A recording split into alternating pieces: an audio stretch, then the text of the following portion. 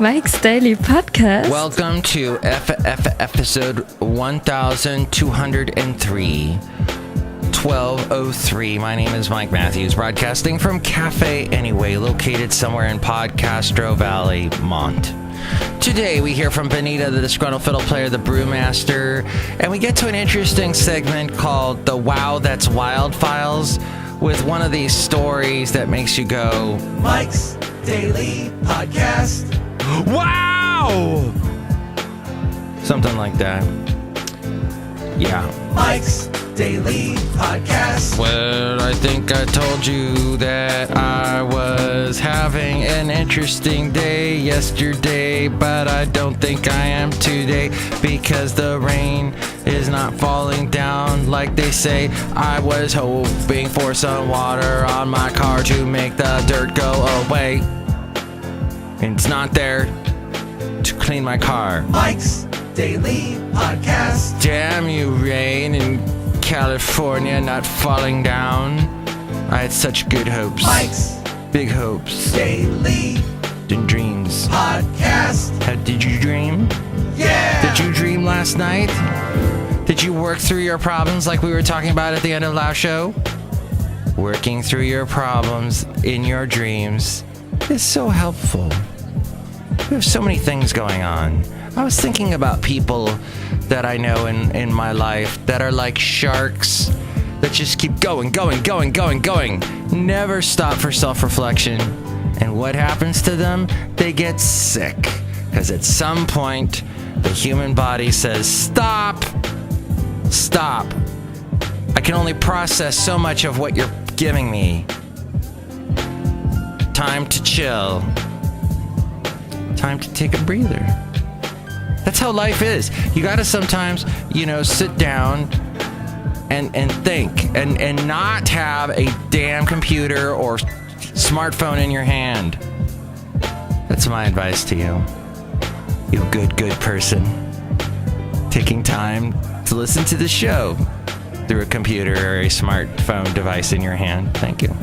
There's a podcast that I love to listen to called To The Point with Warren Olney. He's been doing it for like 30 years now on a radio station in Los Angeles that comes out of Santa Monica College called KCRW. And he told an interesting story and had on an interesting guest discussing the body cameras that police wear. Look who just walked in, by the way. Hi, Mike. It's Benita, the rodeo queen. How you doing? It's a Disgruntled Fiddle Player. Tell you what. What? Look out. Here comes a big Obamacare premium surging to double digits right in front of your face. Look out. Wow. Look at that Obamacare premium.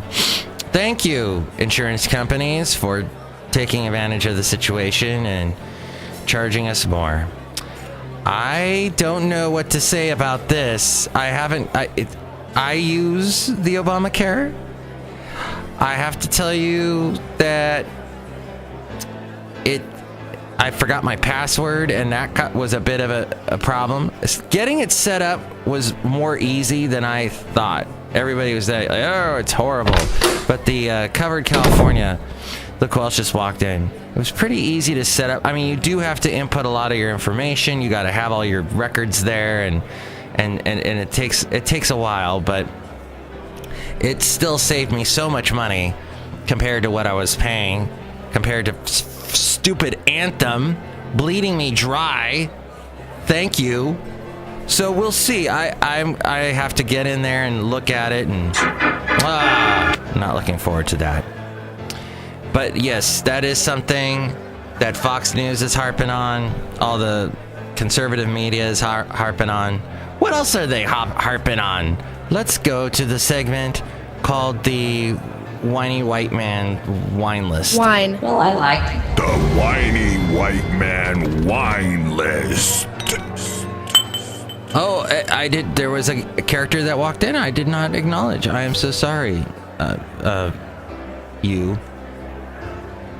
You're not gonna say anything? All right. Sometimes I got the sniffles all of a sudden. Mac, maybe you need a Kleenex. I'm the Brewmaster. Oh boy. Well, now you're talking. Yeah, I make the root beer. Would you like some? I would really like some to, thank you. It looks like a good glass of root beer. Wow, you're getting good at this. Thanks, Mark. Try a sip. Oh boy, that's awful. But my sniffles went away, thankfully. So yes, the very first thing at the top of the list of the Whiny White Man wine list, of course, is Obamacare premiums to skyrocket yet again. Premiums will go up sharply next year under President Obama's healthcare law, and many consumers will be down to just one insurer, the administration confirmed yesterday.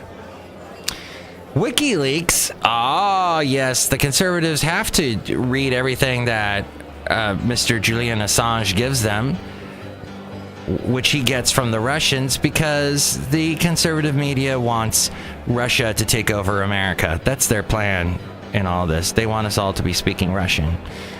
They had the Miss Universe opposition research ready even before the primaries began, according to the emails that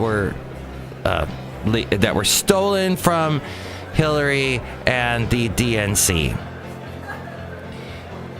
Oh, look, it's time for the... And here's today's podcast picture. And pretty much the rest of that list is the same. The science finds small lies lead to big lies and more lies. Why would you have that on the list? Scientists have uncovered an explanation for why telling a few porkies has the tendency to spiral out of control. But this has to do with Trump. What are they bringing this up for on the Whiny White Man wine list? Oh, and then this says 49ers named worst team in all of pro sports. Is that because they hate San Francisco? Because we're liberal over on this side of the country? Safe space is not enough. Berkeley protesters want spaces for blacks only and gays only? Right. Okay. Thank you, Whiny White Man wine list. I'm going to take this list and I'm going to do this with it. There we go. And then I'm going to set it on fire. And oh, everybody step back. Yay. And now my sniffles are back. The picture, speaking of the East Bay, the Bay Area, that's a picture from, I do love the San Leandro Marina. And even though when I posted a picture during the 1200th episode of San Leandro Marina, I got not a single comment or like, not even on Instagram. Okay, I did get one like on Instagram from some spammer. But yes, nobody cares about any pictures I take at the San Leandro Marina. This is a picture I took.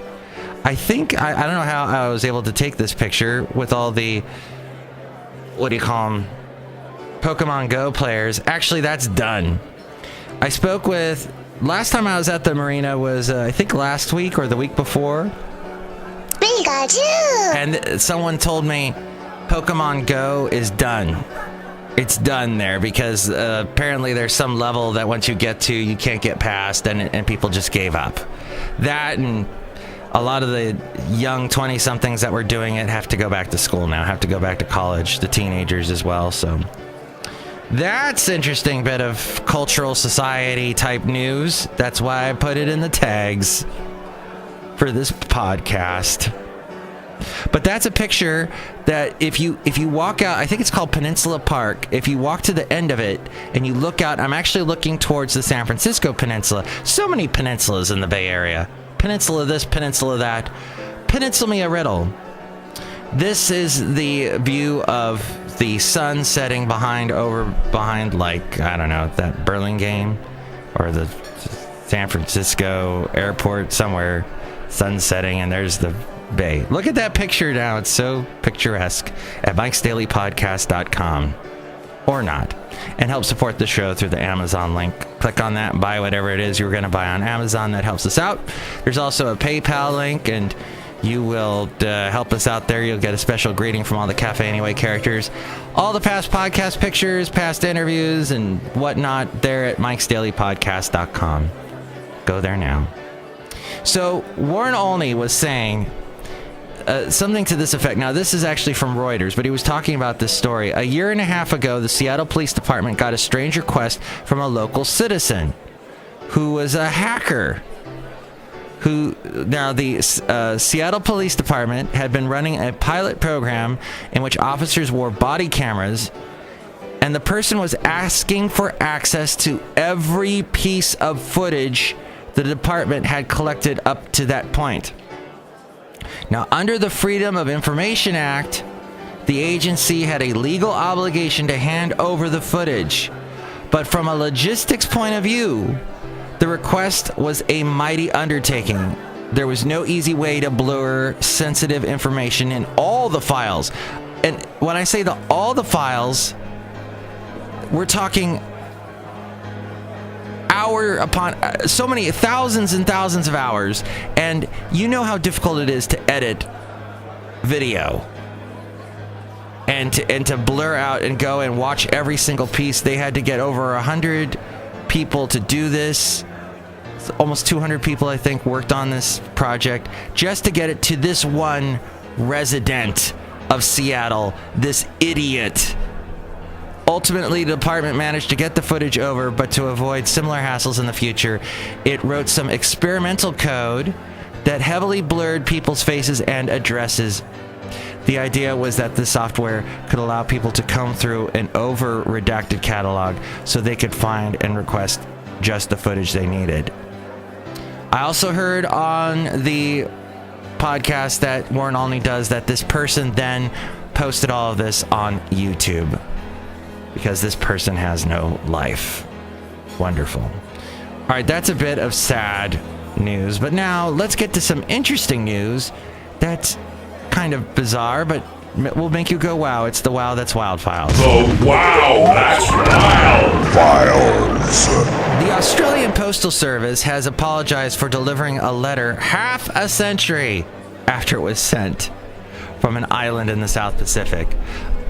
A couple from the Adelaide found the faded postcard from the French Polynesian island of Tahiti resting on their doorstep under a gas bill. It bore a postmark from 1966. Wow. That's older than me, and was addressed to one Robert Giorgio, according to the Adelaide Advertiser and MSN.com. The postcard, which was written by someone named Chris, reads, "I'm enjoying myself greatly. The weather is very humid. I'll try and drop you a note in England." Its stamp cost 13 francs, or about 9 pence, which is, let me do the comparison and the math. It's about $50. And is did I do that right? And is understood to have been sent to the original owner of the house, whose whereabouts now are unknown. It took a while to realize it was an old one, and that's realized with an S, said Tim Duffy, who bought the house 18 months ago with his wife Claire and believes it was built by an Italian man in 1963. He says, then I checked the post date and it's 1966. He suspects the card may have been sent by someone who was traveling by boat. It's fresh enough, although it is a bit faded, and it's got some damage to the top left, which looks like a bit of water damage, he says. Mr. Duffy handed the letter back to Australian Post, who acknowledged that something had gone wrong, issued an apology. It is clear something went wrong about 50 years ago, says a spokesperson, after the postcard was posted in French Polynesia. And we apologize, with an S, for the inconvenience. Australia Post takes great pride in the timely, safe, and efficient delivery of mail, and we are confident that the vast majority of mail and parcels arrive on time, he said, in that fantastic Australian accent I just did. It is not the first time a letter has taken vastly longer than expected to arrive at its destination. A love letter sent by a British soldier during World War II was apparently stuck in transit for more than 64 years before it reached Suffolk, England. The missive was penned on red cross-headed paper by serviceman Charles Fleming to a woman identified only as my dearest back on March 20th of 1945. Neither of them have come forward to claim the letter since its discovery, because they are dead. As we go outside a cafe anyway, where we bring you Mike's Daily Podcast, somewhere Podcastro Valley. Fox is worried that hackers are going to change the voter registrations and lists. Yet they like the hackers that stole all the DNC emails. Peninsula me that riddle, will ya? Fox had on this morning Edward Klein. Edward Klein, it should be renamed Edward Slime. He was talking about how Hillary is on stimulant drugs and that she's had a coughing fit in the White House before. So she's not fit to be president, is what he would. Edward Klein does whatever he can to say bad things about Hillary. Because Edward Klein hates women. He's been divorced twice. He's just an awful, awful man. And Fox likes to have him on all the time. He writes for the New York Post. Need I say more? And finally, I heard Mike Pence on a conservative talk radio station this morning. That guy sounds like the soul has been sucked right out of him. He looks like the guy that from that movie where the vampires suck the souls out of people, but with electricity. They suck the power force with a life force. Did you ever see that? Oh, that's a crazy 1990s movie. People get the soul sucked out of them, and then all that's left is like a skeleton. And then I think they try and take over New York. That's the basic. Every horror movie or mass calamity movie has to deal with New York in some way, even Ghostbusters. So Mike Pence says, like, you know, blah, blah, blah, blah, blah, blah, blah, blah, blah, make